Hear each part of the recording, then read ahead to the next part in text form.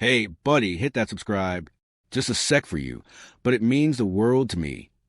My name's Jake Carter, and at 44 years old, I learned something the hard way. Loyalty doesn't mean a damn thing when nepotism walks into the room wearing a smile. The conference room smelled like burnt coffee and fake applause. You know the kind. The polite clapping people do when they already know the outcome and don't want to rock the boat. I joined in, because what else was I supposed to do? Cameras weren't rolling, but the politics sure were. Bob Reynolds stood at the front, chest out, tie slightly crooked, looking proud like he'd just solved world hunger. Everyone, I'm excited to announce that Emily Reynolds will be stepping into the role of Regional Operations Director. Boom. 5 years of my life, gone in one sentence. Emily was 23, fresh college grad, business degree still warm from printer, 3 months at the company, 0 real-world experience. She smiled like she'd earned it, like the late nights, missed weekends, and stress migraines belonged to her. They didn't. They were mine. Bob added, Jake's been instrumental in helping Emily get up to speed.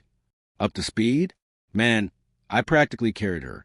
I nodded anyway, because that's what reliable guys do. They nod, swallow it, and keep things moving.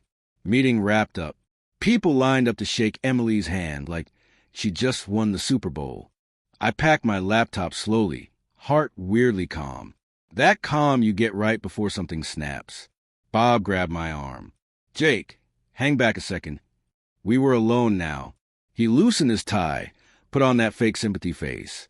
I know this might catch you off guard, he said, but Emily brings fresh energy. New vision. Sure she does. I looked him straight in the eye. I get it. And I did. Crystal clear. What Bob didn't say was louder than anything else. You were never the plan. You were the bridge. I walked back to my desk, the office buzzing like nothing had happened. Same phones ringing. Same keyboards clicking. Same people solving problems I'd built systems for. I opened my laptop, and instead of working, I started replaying everything. I joined the company right after my divorce finalized. Needed stability. Needed income. Needed something solid for my 16-year-old daughter, Emma. I worked weekends. Took emergency calls. Saved contract across 4 states. Perfect performance reviews. Promises stacked on promises. Just be patient, Jake. Yeah, I was patient. Then 6 months ago, Bob casually mentioned his daughter might observe operations. That's when the puzzle pieces quietly slid into place. Emily didn't observe. She shadowed, sat in on my calls, asked questions that proved she didn't know the basics, and I answered every one, because that's who I am.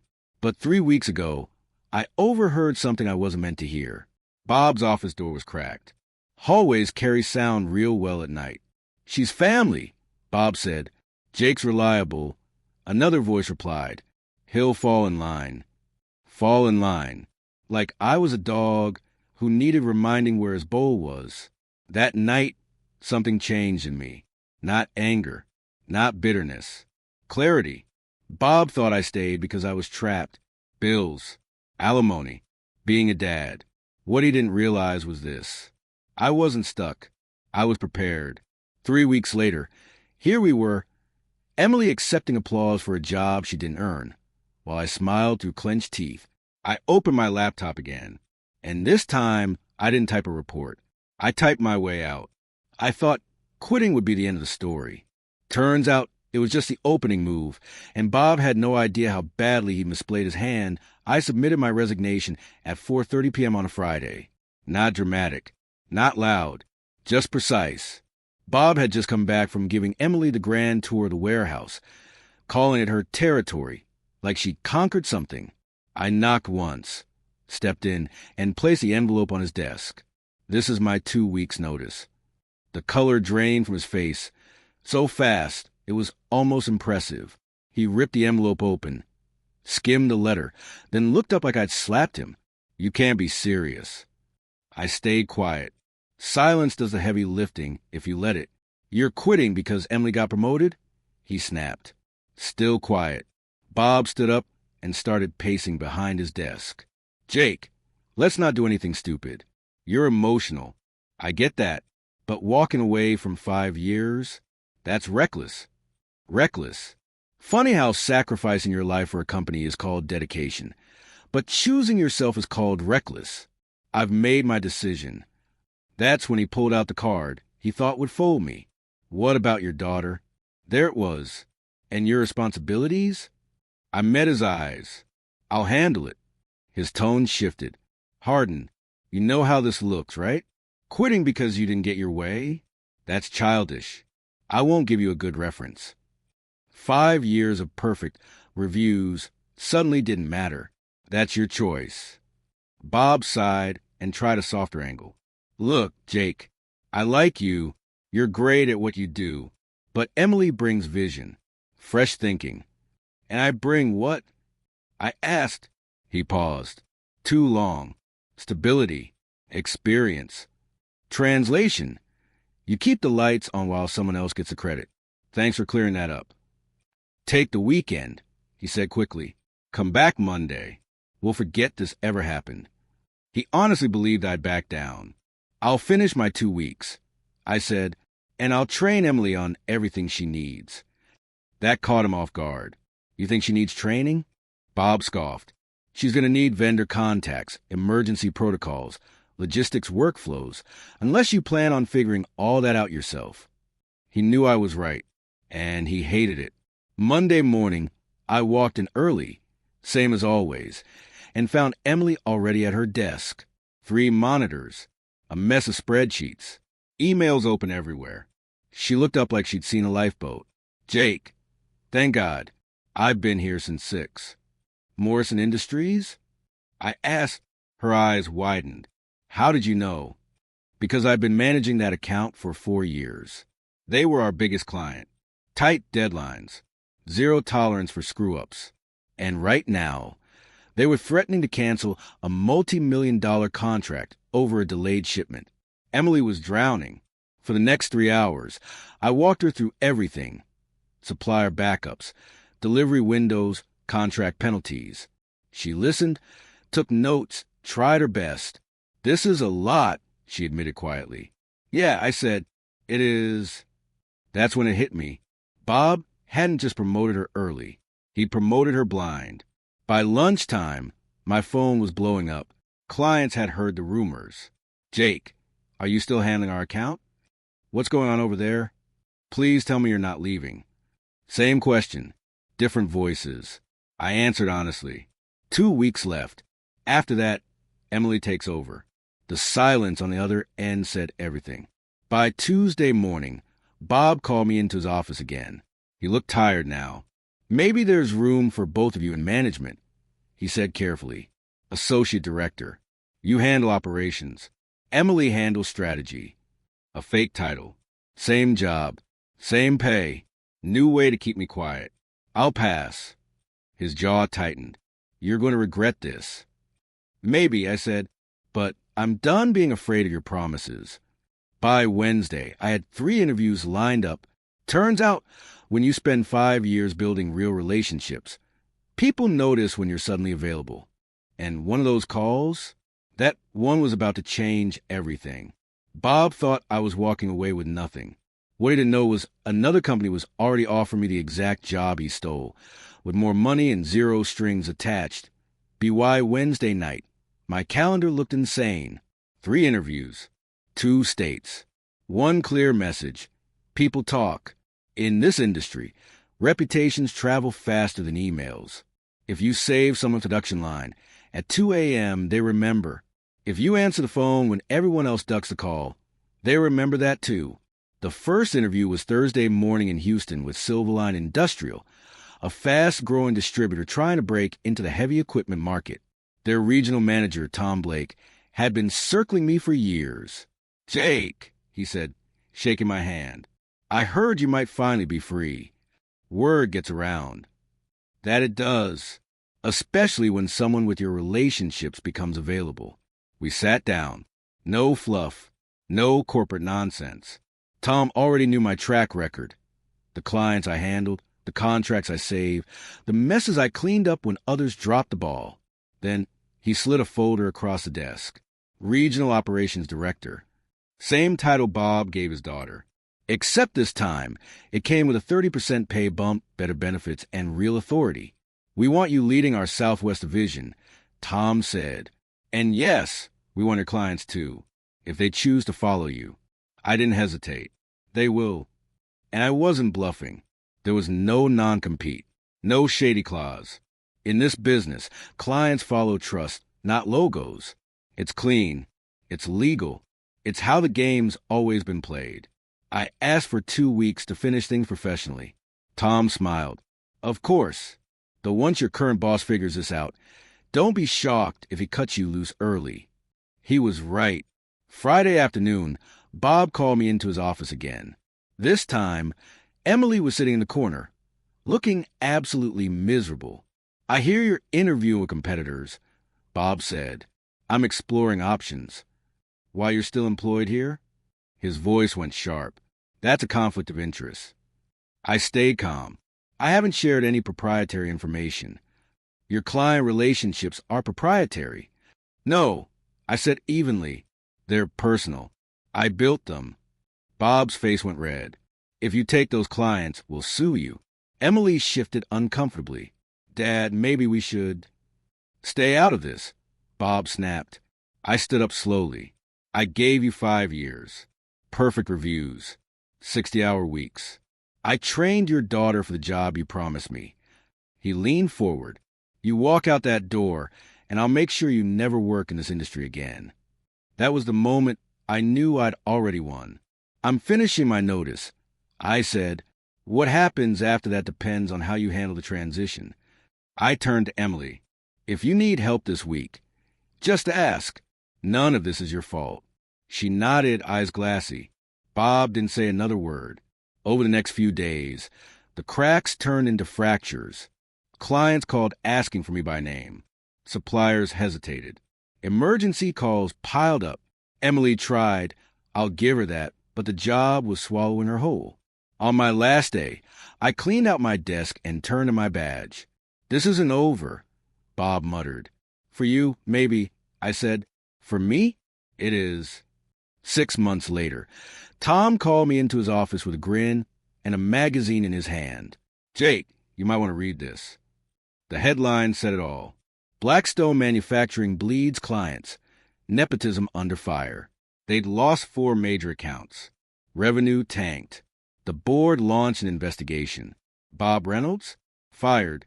Emily resigned quietly and went back to school. Tom leaned back. 3 of their remaining clients already asked if you're available. I felt a strange mix of relief and sadness. Not for Bob, for Emily. She was a pawn in a game she didn't understand. A year later, I ran into her at a diner near the airport. Textbook open. Studying supply chain management. I figured I should actually learn the job, she said with a half smile. Smart kid. Wrong father. I thought the story ended with Bob getting fired. But karma wasn't done yet, and the final twist hit harder than anyone expected. By the time the dust settled, my life looked nothing like it had 6 months earlier. New city, new office, new paycheck that didn't make me wince every time rent and alimony hit. Silverline trusted me. No micromanaging, no fake promises, just results. And I delivered. Fast. Clients followed. Not all of them, but enough to make noise. The kind of noise executives pay attention to. Meanwhile, Blackstone was spiraling. At first, it was whispers, delayed shipments, missed deadlines, confused emails from Emily trying to juggle things she was never trained for. Then came the real mess, a supply chain failure that shut down one of their biggest clients for nearly a full day. That mistake alone cost them 7 figures.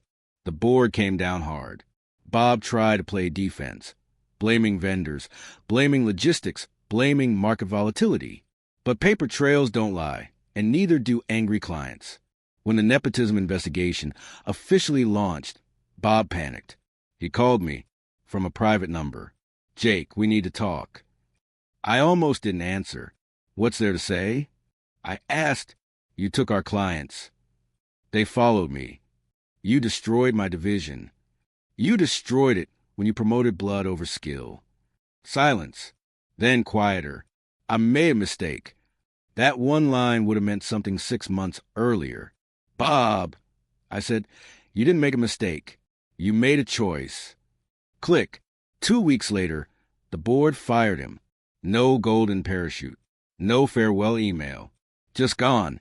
Emily resigned shortly after. Quietly. No press release. No applause. She went back to school. Started from scratch like she should have in the first place. I wish I could say I felt nothing. But the truth? I felt relief. Not revenge. Not joy. Just peace. Then came the part no one saw coming. One afternoon, our legal team flagged something strange. A wrongful termination lawsuit. Bob was suing Blackstone. Claimed he was forced out unfairly. Claimed the board scapegoated him.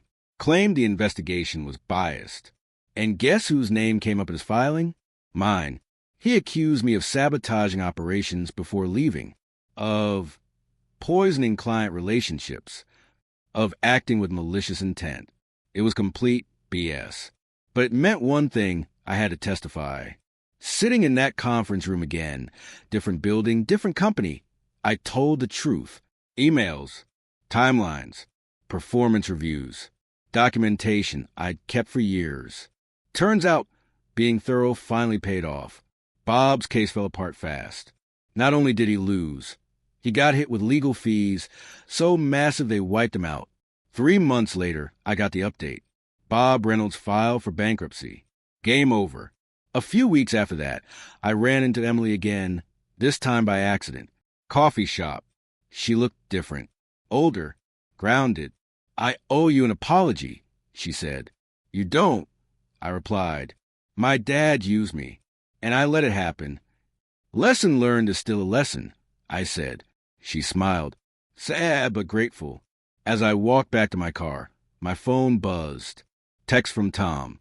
Board wants to talk. Urgent. I called him immediately. They're creating a new role, he said. Vice President. Southwest Expansion. I laughed. Out loud. Funny how life works when you stop begging for approval.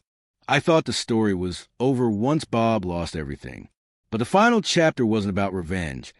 It was about what success actually costs. When Tom told me the board wanted to see me, my first thought wasn't excitement. It was, what's the catch? I'd learned the hard way that titles don't mean much if the foundation's rotten. The meeting was short. No fluff. No ego stroking. We want you leading the Southwest Expansion. One of the board members said, Vice President level. That title hit different. Not because of the power, but because 5 years earlier, I'd been told I wasn't executive material. Now I was sitting across from people who'd reviewed real numbers, real outcomes, real leadership. They offered the role. I accepted. But success doesn't show up alone. It brings baggage, longer hours, bigger decisions, more pressure. I was home less. Emma noticed. One night, she called me out. Dad, you okay? I'm good, I said. She raised an eyebrow. That's not what I asked. I sighed. Yeah, I'm okay. Just tired. You worked as hard to stop being miserable, she said.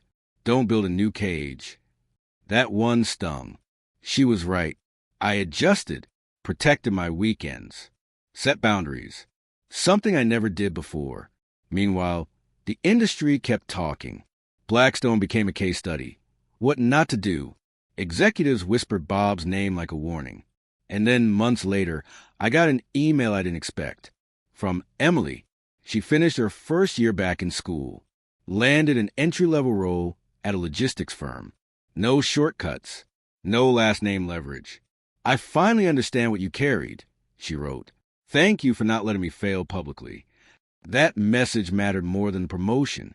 Then came the call from an old Blackstone client. I should have followed you sooner, he said. Can we talk? We did. And one by one, doors reopened. But karma wasn't done collecting. Bob's bankruptcy became public. Former colleagues distanced themselves. The industry moved on without him. And me? I stopped chasing validation. I built something solid, something honest. And that's when I realized a real win wasn't the title. It was knowing I didn't have to bend to keep my balance anymore. I thought the lesson was about standing up to power, but the final part taught me something deeper, about forgiveness, legacy, and who really wins in the end. A couple years passed faster than I expected. That's the thing about peace. Time stops dragging its feet once your mind isn't constantly on edge. The Southwest Division took off. Not overnight, not flashy, just steady, real growth. The kind built on trust instead of shortcuts. I hired people who knew their stuff and treated them like adults, not replaceable parts. Funny how productivity goes up when people feel respected. Emma graduated high school. I didn't miss it.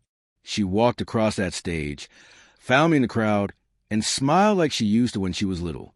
That alone made every late night worth it. After the ceremony, she hugged me and said, "You look lighter, Dad." I was, not because I won, but because I stopped losing myself. Every now and then, I'd hear updates about Bob, none of them good. Short-term consulting gigs that never stuck. Bridges burned too publicly to rebuild. He'd confused authority with value, and the world corrected him. Then one afternoon, I got a LinkedIn message from Bob. No threats, no accusations, just 3 lines. "You were right. I was wrong. I hope you're doing well." I stared at it for a long time. Then I closed the app. Some apologies come too late. Not because they aren't real, but because they don't change anything. And that's okay. A few weeks later, I ran into Emily again at an industry event. She wasn't hiding anymore. She belonged there now. "I finally earned it," she said, gesturing around. "I know," I replied. "It shows." We talked shop. No awkwardness. No resentment. Just 2 professionals who'd learned different lessons the hard way. Before she left, she said something that stuck with me. "My dad taught me how power works. You taught me how leadership works."